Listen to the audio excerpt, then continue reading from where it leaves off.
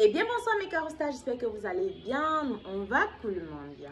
Tout d'abord, mes carostas, je vous souhaite de passer une excellente soirée, que le Seigneur protège, qu'il veille sur vous, qu'il étend sa main glorieuse dans tout ce que vous entreprenez de faire. Mes carostas, nous revenons ce soir pour nous donner des conseils également, parce qu'on a une autre de notre sœur Caro qui nous a fait part d'une difficulté qu'elle rencontre et elle a besoin de conseils, elle a besoin de points de vue de plusieurs autres personnes. Voilà. Donc, sans plus tarder, je vais commencer à lire. Tata Caro, le souci est que je vis avec le père de ma fille, ça va faire 8 mois maintenant. Et avant qu'on ne décide de vivre ensemble, j'avais découvert que la fille qu'il m'avait présentée autrefois comme son amie était en fait sa copine et qu'ils avaient eu un enfant ensemble, au point où il lui avait promis le mariage. Toutes les sœurs de mon mari étaient au courant de l'histoire et soutenaient. Et en dehors de cela, il y avait plusieurs autres qui ramenaient de temps en temps à la maison. Ces sœurs se chargeaient de l'aider dans ça, vu que quand je n'étais pas là, c'est l'une d'elles qui gardait mes effets pour que l'autre vienne s'installer. Quand j'avais fait part de ça à mon gars, vu qu'à ce moment nous ne vivions pas ensemble, il s'est excusé et m'a dit que c'était une erreur causée par la distance entre nous. J'ai accepté ses excuses, puis j'ai accepté de m'installer avec lui. Je croyais qu'il l'avait changé. Pendant les 2 premiers mois, il découchait tout le temps. Par semaine, il pouvait se retrouver en train de dormir 2 jours à la maison. Quand je demande, il me dit qu'il était avec les amis et n'a pas vu le temps passer. Par la suite, c'était le fait qu'on n'avait presque pas de rapport intime. On pouvait le faire 1 fois par mois. Le max était 3 fois. Donc, on ne pouvait avoir de rapport que lorsqu'il avait envie. Quand je le touchais, c'était toujours « je suis fatiguée, je dois aller au travail tôt le matin ». Nous en avons parlé, après il a amélioré ce côté. Pas plus tard que la semaine dernière, j'ai remarqué qu'il y a un numéro de femme qui l'appelle. Il ne décroche jamais. Quand je lui ai demandé, il s'est emporté et vu qu'il a d'autres enfants en dehors de la mienne, il a directement changé de sujet en me disant qu'il est en train de soigner ses enfants à l'hôpital. Il ne dérange personne. Je lui demande donc pourquoi il ne m'en a pas parlé. Il me dit que je ne prends jamais les nouvelles de ses enfants. Donc il ne voit pas pourquoi il devrait me parler de ça. Que la mère de ses enfants est mieux que moi parce qu'elle au moins demande les nouvelles de mon enfant lorsque lui il demande comment vont ses enfants. Il me dit que je suis méchante.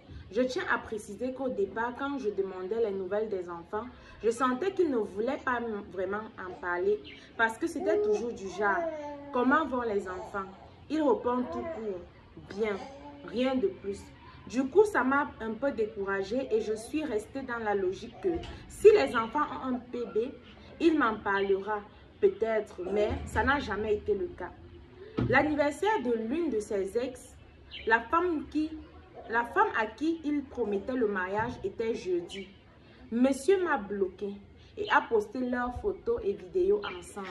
Je ne sais pas si c'est moi qui suis dans l'excès, mais je me suis vraiment sentie mal. Quand je lui demande au départ, il ment d'abord. Ensuite, il accepte et me dit qu'il a mis simplement, qu'il a posté simplement. Je demande donc que pourquoi me bloquer donc avant de mettre. Il a raconté un tas d'histoires sans queue ni tête. S'est excusé en me demandant qui m'a envoyé les captures d'écran. Moi également, j'ai aucune idée vu que c'était un numéro inconnu et la personne m'a bloqué. Après avoir envoyé les vidéos et tout, et au final, il me fait savoir qu'il s'est chamaillé avec une autre fille avec qui il sortait toujours pendant que nous étions ensemble. Et ça doit être elle qui a envoyé les photos. Je lui ai donc dit que là n'est pas le souci, que j'aimerais comprendre pourquoi il n'arrive pas à se détacher de ses relations précédentes. Donc c'est dans ça que je suis actuellement. Je commence à douter de mon choix. Je me dis que ce n'est pas bon et que tout ceci se passe pour que si tout ceci se passe, c'est un signe de Dieu pour que je puisse remettre ma relation en question. Désolée Tata pour les longs textes. C'est juste que j'aimerais avoir l'avis de quelqu'un. Et concernant ces enfants, je ne sais pas si c'est moi qui ai tort, Tata. S'il te plaît, essaye un peu de me donner ton conseil avec ton expérience, vu que le King Kong a eu des enfants avant toi. Et précise que les enfants de mon mari vivent tous avec leurs mères différentes. Et j'ai plusieurs fois demandé qu'ils prennent les enfants, même pour le week-end. Il m'a fait comprendre que leur mère ne peut pas accepter. Voilà, donc c'est un peu ça la situation. Moi, j'ai déjà eu à en parler avec elle, à Nibé. Et après, je lui ai dit que non, j'allais venir en parler avec vous pour que vous puissiez donner plus de conseils. Ce que moi, je lui ai dit, c'est que, premièrement, l'erreur, c'est que je ne comprends pas comment est-ce que son ex a fait pour avoir ton numéro. Ça veut dire que il était en contact avec elle pour qu'elle puisse avoir ton numéro. Deuxièmement, je ne comprends pas pourquoi est-ce qu'il va te bloquer et poster une autre femme avec qui il n'était plus en statut parce que c'est soi-disant son anniversaire. Ça, c'est du mépris et c'est du manque de respect. C'est un peu ça. Donc, moi, je lui ai dit que... Ne perds pas d'abord. Je vais dire ce que j'ai dit après. Tu vois comment elle parle, Tina. Tu vois comment elle parle. Tu as dit que c'est Dieu qui t'a mis à qui tu devais faire l'épreuve pour comprendre. Si Dieu vient te parler dans ta façon de voir les choses, tu veux qu'on te conseille toi-même. Il n'y a pas de... Tu as eu ton temps de parole. Pourquoi ton temps de parole doit toujours être un temps de parole où tu veux m'imposer tes réflexions? Non, non, vas-y. Dans la vie, si ça ne donne pas ma mère, tu essaies ailleurs. Tu le mets de côté. La vie est trop courte, il n'y a pas de chèque. Ouais, vous avez même 10 enfants, c'est votre problème. Je te dis juste qu'il n'y a pas de cercueil de place. Une relation où tu ne trouves pas le sommeil parce que tu n'as pas confiance en ton partenaire, tu vas mourir d'AVC. Essaie d'être conscient. Là où si tu poses, si tu essaies de voir, là où tu es là pour tester juste si le gars est avec toi, fais juste semblant de voir si tu vas partir, tu vas voir qu'il ne va même pas trop te supplier, là, je te fais semblant. Quand tu vois une personne accepter que tu causes avec ses ex, un homme qui aime sa femme, je vais te dire une chose, ne peut pas accepter qu'une femme de dehors parle à sa femme. La majorité des hommes sont infidèles, je n'ai pas dit moi, mais la majorité. Mais si tu m'aimes que je suis comme ça, là, ma femme me dit que tu l'as appelé. Non, tu vas m'expliquer. Ça s'est passé comment? Tu lui envoies les messages. C'est quoi? Donc, pour dire que ta relation, pour moi, elle est à revoir de A à Z. Je n'ai pas dit de B à Z, de A à Z. Donc, soit tu t'assois avec lui, vous causez, yeux dans les yeux. S'il n'est pas encore prêt, tu vas savoir qu'il n'est pas encore prêt. Là, quand tu restes avec lui, tu sais que non. C'est ton bandit que tu es en train de former, puis juste au jour. Parce que tu sais, il y a aussi des hommes, au départ, c'est vraiment on appelle ça espèce rare. Mais avec le temps, il se bonifie comme du bon vin. Mais il y a aussi ceux-là que quand tu regardes comme ça, là, on n'a même pas besoin de te conseiller que celui-ci. Les intentions d'être une personne posée, c'est pas à côté de lui. Donc, ma mère, s'il veut te déranger, non, quitte-le. Quitte-le. Parce que je sais que peut-être quelqu'un d'autre va dire le retour, toi tu es trop catégorique. C'est que la vie est courte pour moi. Et il est inadmissible que il te fait venir vivre avec lui, vous vivez dans la même maison et il ne dort presque jamais à la maison. Bon, comme moi-même je te l'ai déjà dit, j'ai dit, le mieux c'est que tu poses d'abord avec lui. S'il n'est pas prêt qu'il te libère, au lieu de te perdre le temps. Tu n'es qu'à un enfant. Ça veut dire que tu peux refaire ta vie, tu peux travailler, t'en sortir. Quand il dort des jours dehors, nous tous on a soin. Moi, je suis endormi dehors. Hein. Mais quand il rentre, j'essaie, non, mais gars, je ne suis pas dormi des jours. C'est souvent, on connaît ta routine. Que en 2 semaines, tu peux dormir chez toi peut-être une fois. Puisque si c'est que il dort tu veux qu'on te conseille? On conseille aux gens là. Donc, comme moi j'ai déjà causé avec toi et je t'ai donné mon point de vue, j'aimerais aussi que les carostas te donnent leur point de vue en fait. C'est ça. Et comme je t'ai dit, c'est avant qu'on pensait ça qu'une femme, quand elle naît, elle doit à tout prix aller en mariage pour avoir réussi sa vie et tout. Maintenant, tu peux réussir ta vie en te battant. Comme tu as déjà ton enfant, tu cherches ton travail, tu es plus épanoui.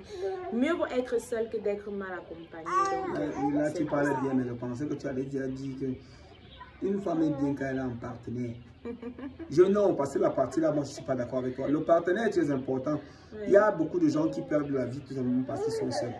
Imagine en pleine nuit, tu es seul et que peut-être tu as un malaise et tout. Si tu n'as pas de partenaire, tu peux perdre la vie. Oui. Donc un partenaire a toujours sa place à côté. Tu vois, si on a créé, si Dieu a créé un homme et une femme, c'est parce qu'il faut qu'ils soient ensemble. Mais juste qu'il faut faire le bon choix de ta personne en fait. Ça c'est ma façon de voir les choses.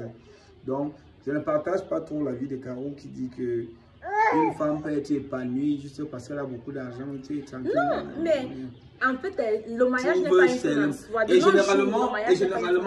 généralement, quand quelqu'un t'aime, tu sais, c'est juste que nous les humains, quand tu sens que la personne si t'aime, toi tu ne l'aimes pas. Ça a toujours été ça. Quand quelqu'un t'aime sincèrement, tu ne poses pas les questions. Mais généralement, encore la femme aime là où c'est... À tout moment, c'est comme si ça va lâcher. C'est là où, donc, je ne sais pas. Je me dis que c'est dans les gènes d'une femme, mais la vérité est que quand quelqu'un t'aime, tu le sais. Donc, mes Carostars, vous avez suivi l'histoire de notre soeur Carostar. Alors, donnez les conseils, essayez de l'édifier. C'est presque le même cas de ce que je vous ai lu l'autre jour, mais cette fois-ci, c'est qu'elle vit avec lui depuis plus de 8 mois. On attend les conseils. Merci, merci. Avant de couper la vidéo, Carostar, maintenant on t'envoie seulement les messages, tu es devenu... Non, mais c'est parce que au moins il y a 50 000 personnes sur la page et ça donne les conseils d'autres personnes. Tu sais, parfois quand tu réfléchis seul, tu n'as pas toujours, parce qu'on n'a pas le monopole du savoir, on a toujours besoin des autres pour pouvoir réussir à sortir de certaines situations. Donc moi je suis même contente quand elles m'écrivent comme ça fait en sorte qu'avec les autres Carostar et les expériences des autres, on puisse mieux l'édifier, c'est comme ça. Donc si c'est que vous-même vous avez des situations qui vous dépassent, n'hésitez pas un seul instant à m'écrire. Ensemble, on trouvera des solutions à ces problèmes. Quand on dit ensemble, c'est avec les abonnés. Oui, avec les Carostar. Voilà. Bon, vu que ce sont des messages anonymes, ça ne me dérange pas, oui, mais c'est à la personne de venir prendre les commentaires positifs. Parce qu'on dit chez nous, le conseil n'est pas une solution, mais le conseil est une direction pour savoir toi-même ce qui est meilleur, ce qui est bien pour toi. Donc, bye bye. Quitte-le!